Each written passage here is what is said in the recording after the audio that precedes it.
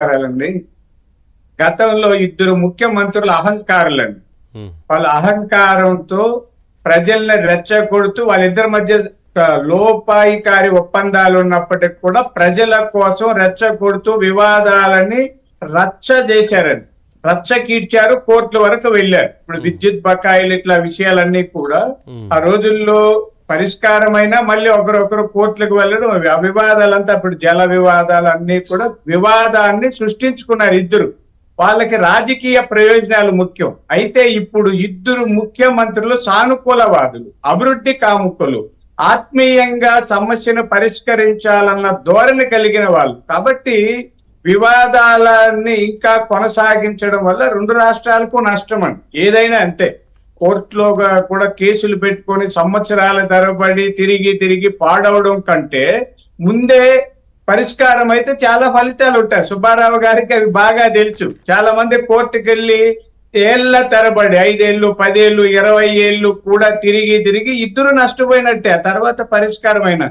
కాబట్టి ఇప్పుడు నాకున్న అంచనా, అంటే నేను అన్ని పార్టీల అధికార ప్రతినిధిగా ఉన్నాను కాబట్టి కొన్ని విషయాలు బయటకు చెప్పకూడదు. వాళ్ళు పెద్దవాళ్ళు చేసేటప్పుడు సమావేశానికి ముందే నా అభిప్రాయాలు చెప్పడం మంచిది కాదు. కానీ పూర్తిగా సమస్యలు కొలిక్కొస్తాయి నేను భావిస్తాను. అంటే ఈ రోజు సాయంత్రానికి అన్ని సెటిల్ అయిపోతాయి అని అన్న కానీ ఒక విధమైన సుహృద్భావ వాతావరణంలో సమస్యల పరిష్కారం కోసం ఒప్పందాలు కుదురుతాయి. వాటిలో అటు ఇటు ప్రాక్టికల్ గా నిర్మాణాత్మకంగా ఆలోచించి పరిష్కారాలు చేస్తారు.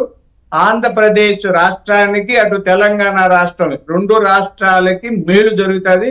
ఇద్దరు సోదరులాగా ఉండాలండి. రాష్ట్రం మనం విడిపోయినంత మాత్రాన ఒకరిని చూస్తే ఒకరు పగ, ప్రతీకారం, క్రోధ పెంచుకోవాల్సిన పని లేదండి. మేమంతా కూడా అన్నదమ్ములు, మీరైనా మేమైనా అన్నదమ్ముల ఆస్తులు పంచుకుంటాం కదా. పంచుకునేటప్పుడు కొద్ది ఉంటుంది. ఆ తర్వాత అన్నదమ్ముల రక్త సంబంధం కొనసాగినట్టే రెండు తెలుగు రాష్ట్రాలు మనం అన్నదమ్ములు ఒకవేళ ఏదైనా చిన్న వివాదం ఉంటే కేంద్రం పెద్దన్నలాగా ఉండి పరిష్కారం చేస్తాదన్న నమ్మకం మాకుంది.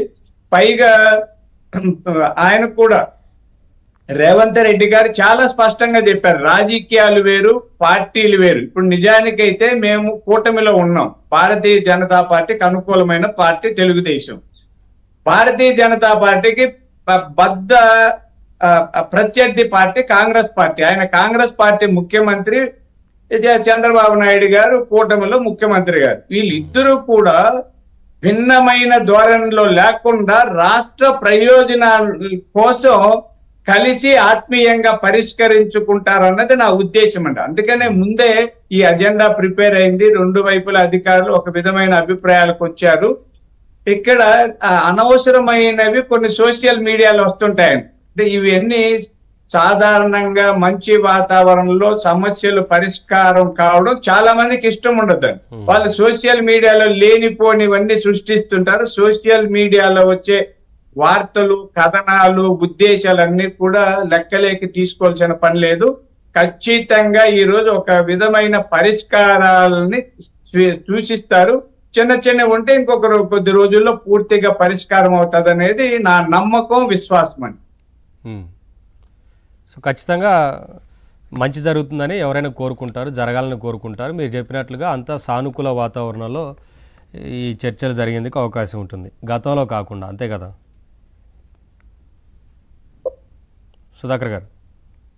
అవునండి ఖచ్చితంగా.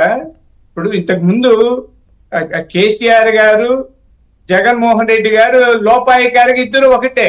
కానీ చర్చల్లోకి వచ్చినప్పుడు ఒకరు ఏదో మాకు ఇది అది అని గొడవలు పడడానికి కోసమే ఉన్నారు.